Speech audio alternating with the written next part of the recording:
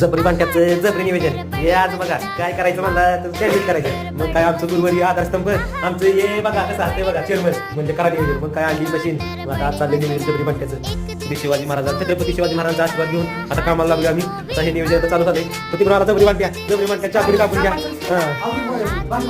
काम सांगताना आम्हाला जबरी बांट्या काय आम्ही काम करताना जबरी नियोजन. आदर्श संस्थेचे सर्वस्व अक्षय भाऊ टोमॅटो कापताना आणि नंतर मग जबरी बांट्या नियोजन सगळं आपल्याकडे घेत असताना हे छोटे छोटे कापलेले कांद्याचे पीस हे आमचे चेअरमन बघा कसे कापतात. नंतर बघा बंटी म्हणला मी सगळं माहिती मला आम्ही सगळं करतो.